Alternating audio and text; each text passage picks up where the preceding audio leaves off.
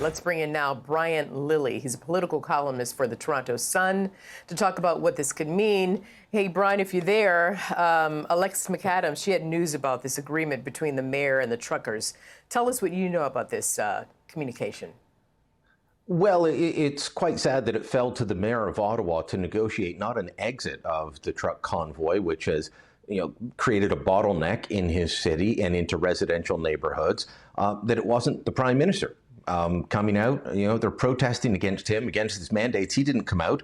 He's finally stopped calling them names, but it was the mayor of the city who did this. As you heard from your reporter, there's been next to no police or law enforcement going in and even enforcing basic laws. They're not supposed to be getting diesel fuel in to keep the protests going, but somehow the truckers keep doing that. They delivered a pile of porta potties just the other day. Now, I don't know if you've watched a porta potty come into a festival or a concert or anything in the past, but it comes in on a pretty big truck, and then they need a crane type operation to lift it off. They put about half a dozen of these right in front of Prime Minister Justin Trudeau's office, right at the door that he would normally be dropped off at by his RCMP security detail, and he'd go in. That's how little enforcement has been happening in Ottawa. So the mayor crafted this agreement to help get them out of residential areas. That will calm things down somewhat, because Ottawa, like Washington, D.C., you can be in front of a grand building that is the seat of government. You turn a corner and suddenly you're in somebody's home or in their backyard. That's what's been happening with these protests. I mean, you know how that goes. If you bring in too much force too soon, then the protesters are saying that their right to protest is being stifled. I mean, how do you win in a situation like that? Well, I can't imagine this sort of protest going on around the Capitol or the White House for going on 3 weeks now. I think this is day 16, where they've set up basically a truck shanty town where they have their own law enforcement. They have bouncy castles to entertain the kids. They've got barbecues. They've got a DJ dance party going at night. So, I mean, and I hear you, but I'm just trying to figure out,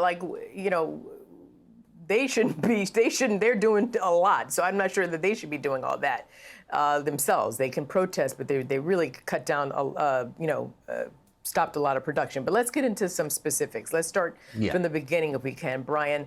The mandate called for the truckers to be fully vaccinated, or they had to face a 2-week quarantine. But according to the Canadian government, you've got 90% of truckers who are fully vaccinated. So is there anything behind the headline, I mean, below the surface, any more to these protests? It started as a protest against that vaccine mandate, which the Trudeau government brought in on January 15th. So any truck driver or any essential worker entering Canada had to be double vaxxed. But a week later, on January 22nd, the Biden administration brought in a similar mandate, saying that for anyone crossing in, any essential worker, including truck drivers, you had to be double vaxxed. So even if Trudeau dropped this tomorrow, these guys couldn't go in. This has grown into a wider protest movement that's angered at the government. They're fed up with COVID in generally. They're fed up with Trudeau specifically. And even though the problems with enforcement that I just mentioned do fall at the feet of the local police, the images that everyone sees across the country day after day is this lawlessness, this protesting in front of the Parliament buildings. Who's the guy in charge there? Justin Trudeau. So this is starting to hurt Trudeau politically, and that's why he's starting to talk about it more, trying to look like he's doing something, even if he's not. So, like I said, if you've got 90% of the truckers, they're vaccinated. So 10% are the ones who are out there on that corner in the snow right now. And meanwhile, as you know, Canada has one of the highest vaccination rates in the world. 80% they're fully vaccinated. So, are Canadians with or against these protesters, generally speaking?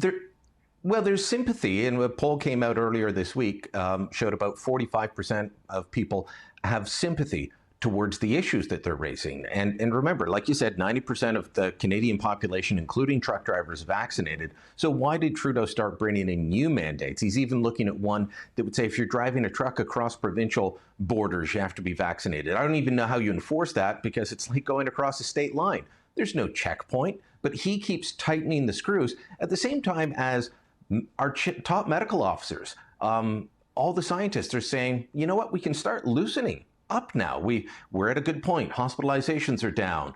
The spread of the Omicron is going down. The vaccination rates are higher. We've got therapeutics. So Trudeau's trying to tighten the screws as everyone else is saying, let's open back up. And that's part of what is driving and has driven the anger towards him and helped grow this protest movement from one that was just truckers to a whole bunch of other people. They're saying, look, things are looking good, so let's relax some of the restrictions. All right, political columnist Brian Lilley, thank you for joining us. Take care. Thank you. Hey, Sean Hannity here. Hey, click here to subscribe to Fox News YouTube page and catch our hottest interviews and most compelling analysis. You will not get it anywhere else.